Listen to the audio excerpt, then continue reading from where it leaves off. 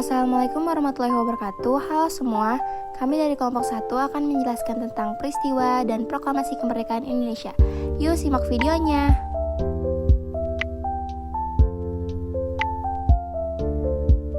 Sebelumnya pasti kalian sudah pernah mendengarkan mengenai proklamasi kemerdekaan. Proklamasi kemerdekaan Indonesia terjadi pada tanggal 17 Agustus 1945. Tapi kalian tahu nggak sih, ada beberapa peristiwa di balik terjadinya proklamasi kemerdekaan Republik Indonesia. Terdapat 5 poin pembahasan yang akan kami bahas pada video pembelajaran pada kali ini. Pengeboman kota Hiroshima dan Nagasaki. Pada tahun terakhir Perang Dunia Kedua, Sekutu bersiap-siap melancarkan sebuah serbuan ke daratan Jepang yang memakan biaya besar. Amerika Serikat sebelumnya melaksanakan kampanye pengeboman yang menghabisi banyak kota di Jepang. Perang di Eropa selesai setelah Jerman mendatangi instrumen penyerahan diri pada tanggal 8 Mei 1945. Akan tetapi, Jepang menolak memenuhi tuntutan Sekutu untuk menyerah tanpa syarat. Pada tanggal 6 Agustus, Amerika Serikat menjatuhkan bom atom uranium di Hiroshima.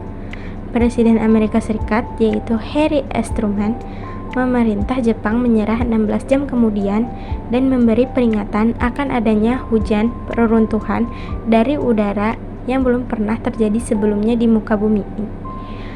3 hari kemudian, tanggal 9 Agustus, Amerika Serikat menjatuhkan kembali bom plutonium di Nagasaki. Dalam kurun 2-4 bulan pertama setelah pengeboman terjadi, dampaknya menewaskan sebanyak 40.000 orang dan wilayah 47 km hancur akibat bom atom. Pemanggilan tokoh nasional ke Dalat. Pemanggilan tokoh nasional ke Dalat. Tokoh-tokoh nasional tersebut ialah Ir Soekarno, Muhammad Hatta, dan Dr. Rajiman Weddiodiningrat ke Dalat, Vietnam. Tujuan pemanggilan ini adalah untuk menyampaikan dan membahas tentang keputusan pemerintahan Jepang untuk memberikan kemerdekaan kepada Indonesia. Sehari setelah penyerangan kota Hiroshima dan Nagasaki, pada tanggal 7 Agustus 1945, Marsikal Terauchi memanggil 3 tokoh nasional ke Dalat yang direncanakan pada tanggal 12 Agustus 1945. Pada 12 Agustus 1945, delegasi Indonesia menghadiri pertemuan dengan Marsikal Terauchi. Beliau mengakui bahwa pihaknya sedang di ujung tanduk, oleh karenanya pemerintah Jepang memutuskan beberapa hal. Dengan PPKI, Jepang seolah menjamin bahwa kemerdekaan yang mereka janjikan kepada Indonesia akan segera diwujudkan. Menyerahnya Jepang terhadap Sekutu. Setelah penyerangan kota Hiroshima dan Nagasaki yang menghancurkan banyak kota, sehingga melihat kondisi ini pada tanggal 15 Agustus 1945 dan secara resmi pada tanggal 2 September 1945. Jepang menyerah terhadap Sekutu. Pernyataan menyerah terhadap pasukan Sekutu baru resmi disampaikan Jepang pada 2 September 1945. Di atas kapal perang USS Missouri, Menteri Luar Negeri Jepang, Mamoru Shigemitsu, menyebabkan negaranya menyerah serta mengaku kalah tanpa syarat terhadap Sekutu, yang diwakili Jenderal Richard K. Sutherland dari Angkatan Darat AS. Dokumen kapitulasi Jepang yang ditandatangani hari itu oleh pejabat pemerintah Jepang secara resmi mengakhiri Perang Dunia II.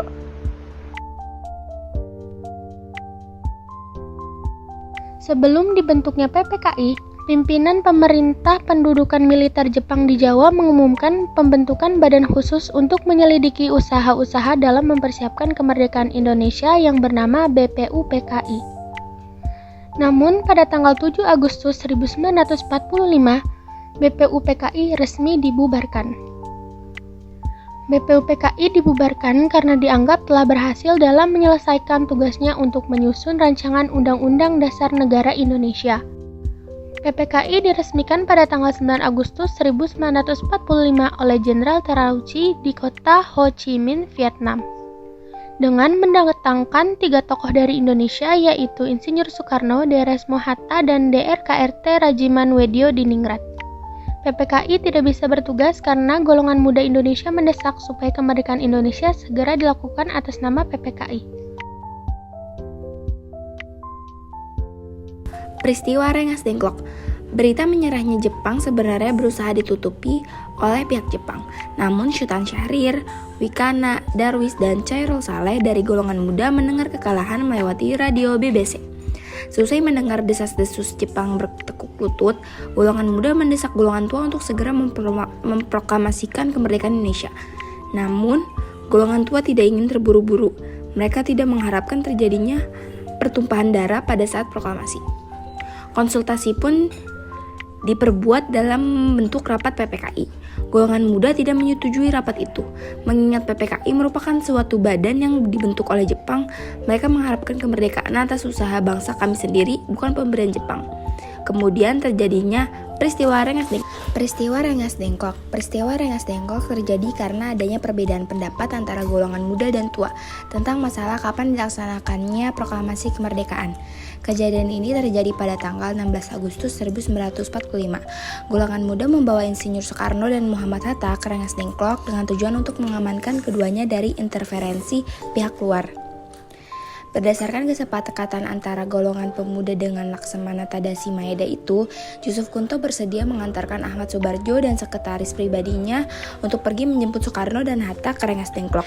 Sebelum berangkat ke Rengas Dengklok, Ahmad Soebardjo memberikan jaminan kepada taruhan nyawanya bahwa proklamasi kemerdekaan Indonesia akan dilaksanakan pada tanggal 17 Agustus 1945, selambat-lambatnya pukul 12 waktu Indonesia Barat.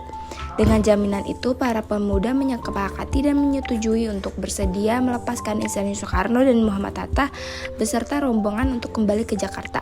Rombongan tersebut tiba di Jakarta pada pukul 17.30 waktu Indonesia Barat. Perumusan teks proklamasi.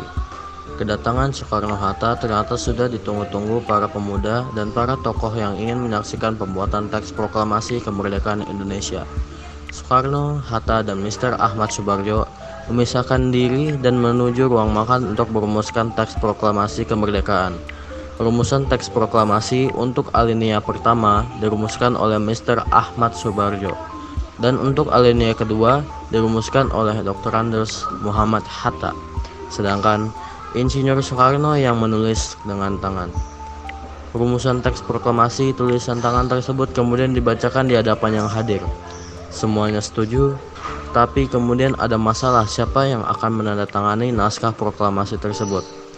Berkat usul Soekarni, agar Soekarno dan Hatta saja yang menandatangani teks proklamasi tersebut atas nama bangsa Indonesia. Masalah dapat diatasi dan semua yang hadir setuju. Naskah proklamasi tulisan tangan tersebut kemudian diserahkan kepada Sayuti Melik untuk diketik, dan setelah selesai kemudian dilakukan penandatanganan naskah proklamasi oleh Soekarno-Hatta sekitar pukul 2 pagi tanggal 17 Agustus 1945.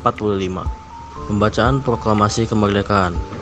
17 Agustus 1945 pukul 3 pagi waktu Indonesia Barat. Naskah proklamasi disusun oleh Soekarno, Hatta, dan Soebardjo di ruang makan Maeda. Naskah sebanyak 2 alinea yang penuh dengan pemikiran tersebut selesai dibuat 2 jam. Kemudian naskah diserahkan kepada Sayuti Melik untuk diketik. Tanpa waktu lama, Sayuti Melik didampingi BM Dia lalu mengetik naskah proklamasi. Setelah itu, naskah diserahkan kembali kepada Soekarno untuk ditandatangani. 17 Agustus 1945 pukul 10 waktu Indonesia Barat di halaman rumah Soekarno di Jalan Pegangsaan Timur nomor 56. Naskah proklamasi dibacakan dalam suasana khidmat. Prosesi yang sebenarnya tanpa protokol nyatanya tidak menghalangi gelora euforia rakyat dalam merayakan dan menyebarluaskan berita luar biasa ini. Peran para pewarta sangat penting dalam peristiwa ini, antara lain Franz dan Alex Mando dari IPPHOS yang mengabadikan momen pembacaan proklamasi, BM Dia dan Yusuf Ronodipuro yang membantu penyebaran berita proklamasi lewat berbagai cara seperti radio, surat kabar, telegram, serta melalui tulisan.